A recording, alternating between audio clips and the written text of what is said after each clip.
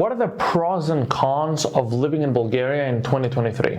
Back in 2021, I recorded another video, got quite a bit of traction, debated with hundreds of you in the comment section. We discussed a lot about what I love and hate about this country. I've been living here for the last 7 years, right? More or less, I guess actively, should be around that, right? So I moved to Hungary for 6 months. Obviously, still went back and forth to Greece. I'm Greek, right? And I've been engaged recently to a wonderful Bulgarian woman. So I'm quite engraved in the Bulgarian tradition. I can speak basic Bulgarian as well. So, I can understand most Bulgarian. So I guess that's a bit of context before we get into the whole topic. Now, something to keep in mind is I do want to be a little more detailed than last time. So we're going to cover some of the subjects that a lot of you gave me on the last video that were like, hey, look, what about this? What about that? And one thing to recognize is that it's quite difficult to make a video about everything, but I will try to make this a comprehensive video between some of my evolved thoughts, let's say from back in 2021, as well as some of the new topics that I didn't discuss at all. So let's get into it. Let's start with one of the very good pros of the country, which is the very, very friendly tax regime, right? So like Bulgaria has probably the best taxes in Europe, right? 10% corporate income tax, 5% on dividend distributions, and you could go as low as 7.5% as a freelancer, right? So pretty good, right? Like it's insanely good. So that has not changed. So as long as I've been here, taxes have more or less been the same. One thing I will tell you though is, as far as I know, the Socialist Party wants to change that. They want to, they aspire to, let's say, increase taxes specifically on the rich. So I believe there's a couple of different ideas brewing, but the general idea is that if somebody makes a certain amount of money, anything above that would be taxed double the corporate income tax, so 20%. So I think for a number of reasons this is a terrible idea. I have debated it on our podcast as well with a politician who also happens to be a friend who believes this is a good idea. But on the same podcast, he discusses how there's so much corruption on a governmental level that taxes and general the income of the country is being very much misused, right, by all sorts of people in the government. So, and I believe very strongly, and I believe it's pretty logical, that you should prioritize getting that fixed, basically getting the corruption out of the government before you raise taxes. Because you could theoretically get taxes up to 30-40%. At the end of the day, if the same people are in power, right, what's going to happen is they will just misuse that money, whether it's like 10% or 30-40%, right? Now, putting that aside, the second reason why I think this is a bad idea is because if you equalize taxes with some of the other countries in Europe, then Bulgaria instantly becomes more unattractive to foreign investment, right? Because at the end of the day, when somebody's coming to Europe and saying, okay, where do I want to go? Where do I want to set up my, my base, my business, and operate out of, and possibly also, live in? One of the things they're looking at, well, I guess not possibly, but most likely also live in. One of the main things people would look at is overall infrastructure and, all sorts of other factors, right? And okay, well, if the Bulgarian tax system will be the same, let's say, as the one in Hungary or, some of the other countries, you start competing on all sorts of other levels as well. So then why Bulgaria and not, one of these other countries, right? So that's very important to keep in mind. So you will definitely lose a lot of foreign interest. And I think Bulgaria at this stage needs talent. You should not be pushing talent away. If you look at the overall population, it's declining and rapidly. So that's a horrible, horrible thing. Most young people leave, right? And that's because opportunity locally is, little, wages are low, right? So people are all right, we got to go somewhere else. And so that makes a lot of sense. So the country should be focused on how do we attract, not push away. And I think if you end up increasing taxes, you kind of push away. Secondly, the businesses that do not really have a choice and will stay here, what will they do, right? They may increase prices of products or services, may, lay off a few people, etc., right? So at the end of the day, the companies don't really get affected that much, right? I mean, sure, it will affect some companies, but mainly the idea behind this change, which is hey, listen, let's bring in income, is not as simple as we're gonna increase taxes, income's gonna go up, right? So I think some of those ideas are often missed, right, by politicians. So speaking of taxes, I think a good segue is to speak a bit about immigration, right? So Bulgaria is not in the Schengen zone. So for somebody that's coming out of Bulgaria and they want to stay here and get a visa here, and they are thinking, okay, if I'm in Bulgaria, I will also get a Schengen visa so I can go and travel among the in the Schengen countries. Unfortunately, you're not going to be able to do that. So that's yet another concern for people that are coming outside of Europe, having aspiration to also be able to travel visa free in most of the EU. You will not be able to have access. So for those of you that don't know, the Schengen zone is basically consisted of most EU countries.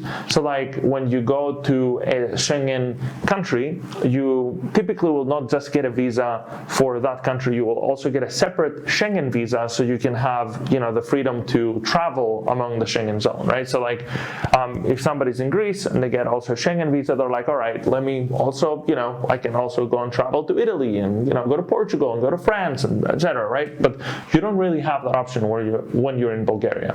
So us Europeans, we're a little bit spoiled. We have good passports. We can freely travel here. We can, in most cases, easily go to the US now, right? Easily go all around the world. It's not really the same for folks coming from Africa and Asia and etc. So some of these people, they want to come here and it's not easy to come to Europe or the US, right? I would say once again, when you're looking at this and you're all right, what do we do? I would think it would be a good idea to try and streamline that process so you can attract people to come, but at the same time not attract just all sorts of people, right? But attract good talent, right? From outside of Europe. I think that would be a good idea. I think one of the industries you can look at and see that this is a problem is the construction industry, right? So my fiance's father has a construction company. I have other friends that own construction companies locally, and one of the things I keep hearing is that specialized staff is something that the country lacks tremendously. And so again, so for example, when you go to a country like the UAE, right, a city like Dubai, you see that the immigration process is very streamlined. There's workers coming from all over the place, right, and a lot of progress can happen. Here you're in a situation where the immigration situation is not very ideal. At the same time, getting a visa is very hard for those that are outside of Europe. Therefore, once again, if you have specialized individuals that are interested in coming to Bulgaria, it can be very difficult. So that's just something I have observed over the years. Other than this, I would say the Sofia airport is very well connected. I'm fairly happy with where I'm able to fly, whether it be Europe. I obviously spend some time in Dubai every year, and there's a direct flight, and that's lovely. I think the US flights typically are like, an extra one flight and then, you go, so you have only one layover. So like typically I would say the airport is fairly well connected. The internet is insane. Like, when I lived in Greece, I come from a small city called Drama. We would have 25 megabits per second, and here they would have 1 gigabit a second, right? So like, I mean, the speed in Bulgaria is like nuts when it comes to internet, right? So like, it's just very, very good. So I've always been very satisfied with internet. So yeah, like that's always been good. And it's also inexpensive, right? Like it's not that expensive to get internet out here. So the plans are like 30, 40 levs a month, right? So we're talking like, $17 a month or something like this for like 100 megabit connection. So, and like you can, fairly cheaply upgrade to 1 gigabit a second. So like that's pretty good. I think it's unnecessary personally. So like I usually operate from 100 megabit connection. Something interesting that a lot of you went and commented on the previous video was tobacco consumption, right? So like Bulgaria and Greece also, but since we're talking about Bulgaria specifically has been on the very, very, very top of the rankings for tobacco consumption in EU. So people smoke cigarettes like crazy, right? People smoke a lot out here.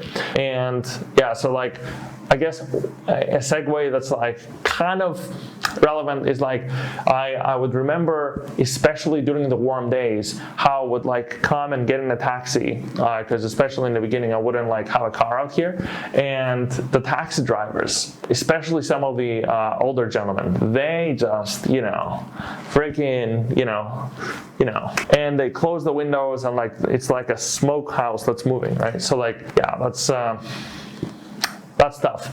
But so one thing that I spoke about in the last video is that taxis could like take you anywhere with like, €5. That has kind of changed. So taxi prices have gone up 100% or so, approximately. So, I mean, for people that are coming from abroad, that's still pretty inexpensive, right? Like we live in a capital, like Sofia is the capital of this country. So the capital of this country, right? So like, yeah, it's quite inexpensive still to like, take a taxi and go around. The companies I would still recommend are Yellow Taxi, and alternatively, if there's nobody available with Yellow Taxi, I would go with Taxi.me. Both of them have applications, you can download them. One of the things I would be very careful with is always when I approach a taxi that there's like a label disclosure on the side of the back window that mentions what the prices are, right? Always be careful because there are fake taxis, scam taxis in Bulgaria for basically as long as I've been here and before that, right? Those people like mess with the meters and they're like, 4 or 5 times up what they should be. So you should be wary of that, yeah, because like, they can charge you just a bunch of money for no reason. And if there's no disclosure label, then you for sure should not be entering in that vehicle. One alternative that I've found to be quite interesting the last couple of years is Spark. Spark is basically a service, it's a company that has like hundreds, I would say, of electric vehicles all across Sofia.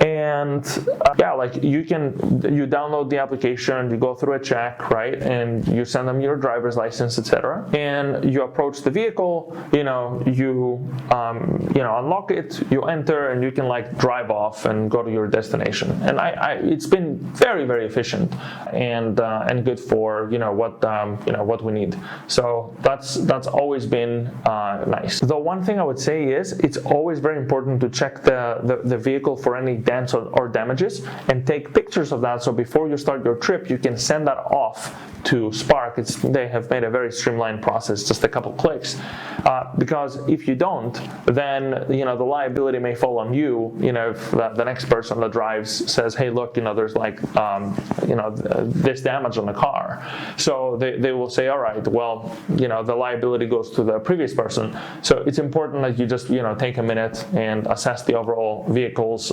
condition before you drive. The food in general has been quite good. We have the discovered quite a few restaurants that we would consider gems today, right? Like good restaurants in general. But yeah, I'm like fairly happy with the food here. You know, I'm okay. Like if you, like in any city, right? Like you have to find the spots, and you know, and you'll be fine. But yeah, like I don't want to go into a list of like restaurants that we're good with. Maybe if you guys are interested, you can let me know, and I can like you know, fill them out in the description.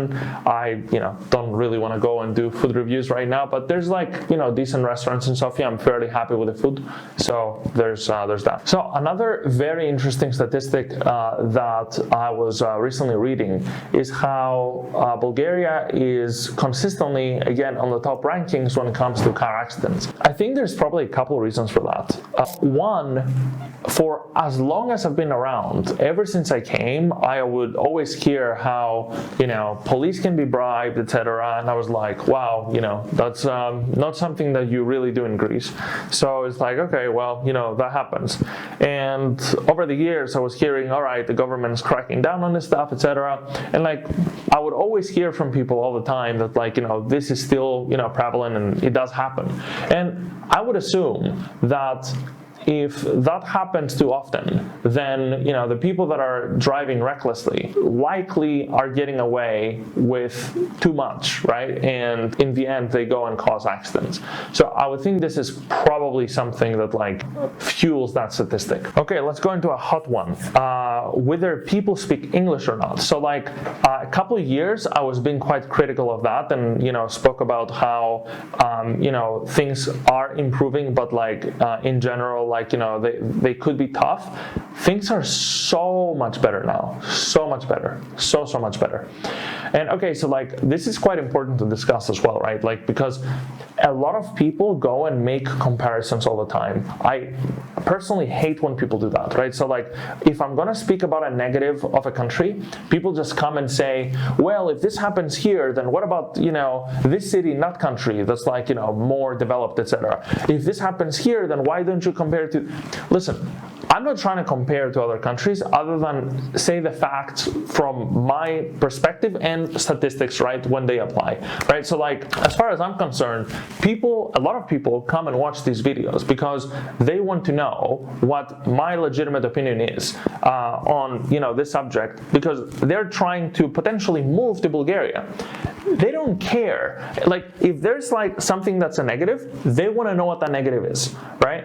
It's not like, well, you know, hey, listen, I'm trying to move to Bulgaria. I'm not going to learn, the language straight away. Potentially, I'm trying to just go there, see how it is first, etc., which is like what I always recommend people to do. And then it's like, okay, well, people don't speak English at all. Well, as compared to like, you know, Madrid, it's like people don't care about that. People are like, do people speak English there or not, right? Is this happening there or not, right? Like stuff like that. So I think it's very important to approach the subject from you know, that perspective and context.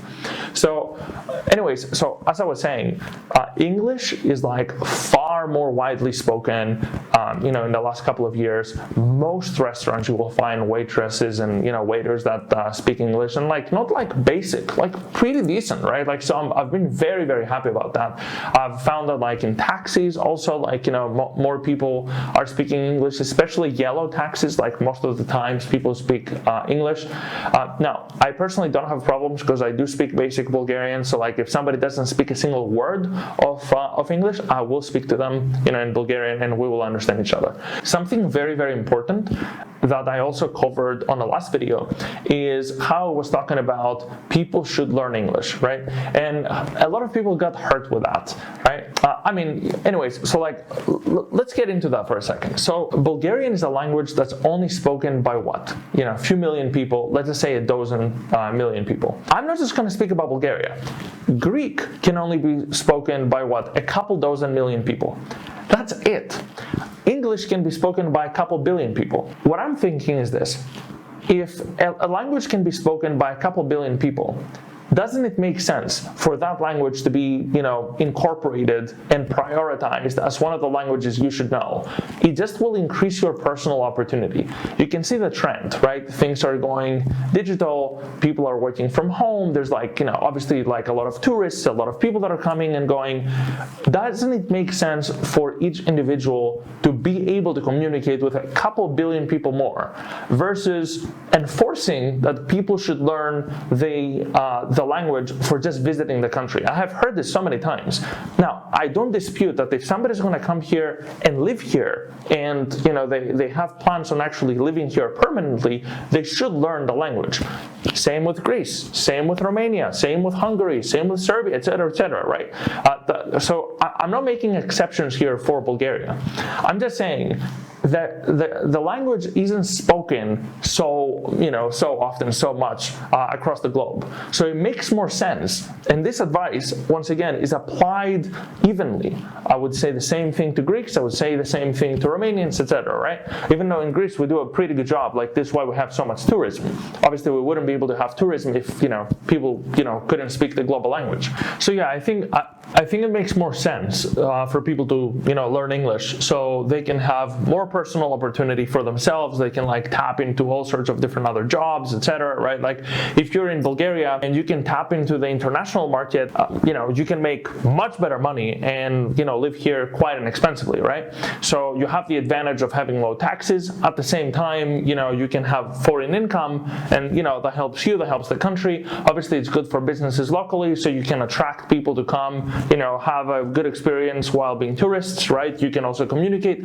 There's just so many advantages, in my opinion, in just knowing the global language. So I don't think there's anything too special behind this, right? A lot of people combat this, they're willing to die on the hill that everybody should learn Bulgarian. And I think that's just wrong, right? Again, unless you're coming here to live and you have long-term, stay plans, you should know the language. I will tell you, if you have the time to just learn a couple of words, so when you come here for the first time, you can say those words to locals. It makes them very, very happy, right? So when I look at crime rate statistics, they're not that bad. When I'm looking at my own personal lived experience in Sofia, in Plovdiv, I've spent quite a bit of time in all sorts of other cities, right? I have traveled all over Bulgaria, going from their bigger cities to small cities to villages, and actually spending days in this place. I have noticed that the place is relatively safe, right? My fiance would tell me that a lot of times she would not feel too safe to walk by herself. So these are our two observations. Personally, I haven't felt unsafe, but she has.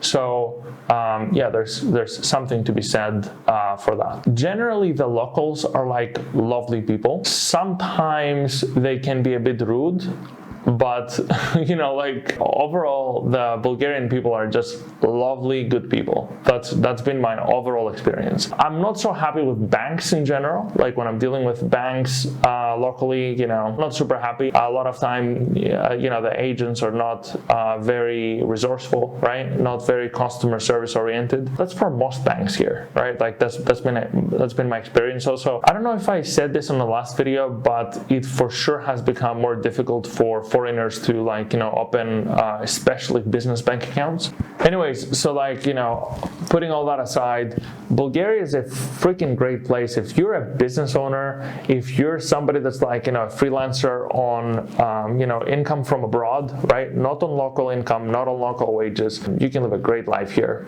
I believe so here's the thing. I have asked a lot of people, kind of surveyed over time, right? And so what I keep hearing is that about 1,500 leva as a personal income would be kind of the average I keep hearing, and people survive on that pretty well, right? You don't live a luxurious life or anything, but you can live okay, let's just say, right? Personally speaking, I believe you should be making at least 2,500 to 3,000 leva a month to live a good life, at least in Sofia. Obviously, keep in mind, right? As you go to smaller cities, life is more inexpensive. But Bulgaria in general is quite inexpensive to live in. Now, if you're making about 2,500 levs a month, or let's call it 3,000, we would be talking about approximately 1,500 euros a month, or maybe about $1,350, $1,300, $1,350 or so, right? So with that income, you can live a pretty decent life out here. So one of the other ones is the justice system in Bulgaria. And so like very recently, there was like a massive protest that took place, enraged the people here, where I don't know the exact details, but like overall, I'll tell you what my understanding was. One lady was like brutally bitten by her, I think the guy was her boyfriend. What did he use? He used like one of those sharp tools, but he like cut her all over. She needed, I don't know, like tons and tons of stitches, broke her nose, shaved her head, like horrible situation, horrible situation. This was like very widely covered here in Bulgaria. And when they went to court, the judge let the guy off and classified what happened as a minimal injury. And the guy was able to like disappear for a while. And this bothers me very, very much, right? Because you can see there's most definitely corruption even on that level, right? Like, and when you see, okay, there's corruption on the governmental level, there's corruption in the courts, where you cannot trust a judge to do her job. Like this is very serious. There's, obviously corruption with police. Where, some people say, hey, look, it's very convenient that I'm able to like get away from like some small fuck up because I paid a little bit of money and like, was not inconvenienced. And all right, fair enough. But like, as far as I'm concerned, there's like all sorts of things that people pay for that in the end are terrible for the country. Like I said, car accidents, when you look at the statistics, they're way, way high up, top 3, right? So how many of those people are just reckless? They get caught, they pay a little bit of money and they go. I don't like that system at all, right? Like there needs to be some accountability. And a lot of times when there's corruption, there's just massive lack of accountability. And so I believe this guy was apprehended. He was arrested. Didn't really follow the details other than I watched a video of this lady, kind of like an update my fiance was showing me, and we saw that, she's recovering and doing better, which is, very good to hear. Zooming out, and I'm like, all right, well, in the coming, 5 years, I want to have kids, I want to have a family. And I'm constantly thinking of those things, right? Like I want to be in a place where you can definitively count on at least the justice system, right? Like if there's one case in a million like this, that's too much for me. And there have been cases like this, right? This is not the first time. That makes me very apprehensive. Like I believe there's like some very serious change that's needed. Very serious change. Lastly, I'll talk about the healthcare system. Not too much, right? But like basically in my experience, I've been relatively satisfied with the private clinics, etc., that I've been here. People that like are like on lower income, don't always say the same. But I've personally been happy with where I have gone. I made another video about how I was misdiagnosed about a disease, and that complicated my situation once, and like that put me in a predicament. But I'm good and fine now. But like in general, the healthcare system has been good to me, let's just say, right? Like I've been relatively satisfied. There are hospitals that are kind of like run down and stuff, like not looked after, but like doctors, specialists and stuff like in the country in general are like, pretty well available, decent at what they do. Generally speaking, if I like just zoom out and like not forget that incident, but kind of like isolate it and just look at the, several years that I've spent here, I've been happy with, with the hospitals. Let's see what other request. Yeah, so like weather, the weather is like, quite, I don't want to say, so it's just like colder than Greece is the way that I would classify it, right? Like there's like tons of snow in the winter, tons of snow. And, this is why, Bulgaria is well known for like their ski resorts and stuff, right? So like, I love it, right? Here in Sofia, we have Vitosha, and you can like go there and you can, ski and snowboard. It's pretty nice. There's Bansko, there's, Jastrbec, there's like a bunch of those resorts that we have have used and we've been very happy with. So as far as like skiing, etc., if you're into that, you will love Bulgaria, right? Bulgaria has tons of insanely amazing nature. I love the nature here. I love that there are parks in almost every city that I have been in, and mostly well maintained, though the city itself, I still hold the opinion that it's dirty, right? At least Sofia. Plovdiv I find to be cleaner, but Sofia has been quite dirty. That's so far been my experience, especially like city center. Yeah, like late at night, yeah, like it's been pretty bad. Yeah, I think I'll leave it here, right? Like I think we've made it quite a long video, but I hope it's been helpful. Bulgaria overall is a great place to live in, especially if you have foreign income and you're making good money, right? Like once again, you can live a very good lifestyle relatively inexpensively.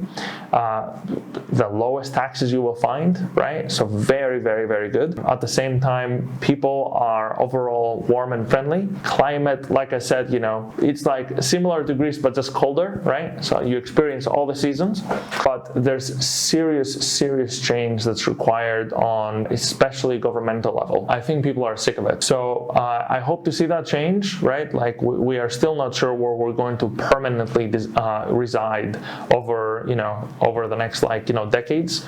We are looking at UAE as a good candidate, but we're always thinking, should we go or should we not, right? Like we love Sofia and generally love Bulgaria. So yeah, that's it, guys. Our goal is to hit 2,000 subscribers. So make sure to hit the subscribe button if you like the video. Would really mean a lot to me, right? Let me know down in the comment section, what you think of what I said. If you disagree or something you would add, right? Like I definitely would want to hear your opinion. I respond to basically 99% of the comments. I'm still able to catch up to some, to some degree. So definitely leave a comment and I'll respond to you. And the most important thing, hit a like, right? The likes really help the video to go out in the algorithm and go to further other audiences. So that helps me a ton. So I really appreciate you sticking around in this long video. Once again, I hope you like it, and I'll be seeing you in the next video.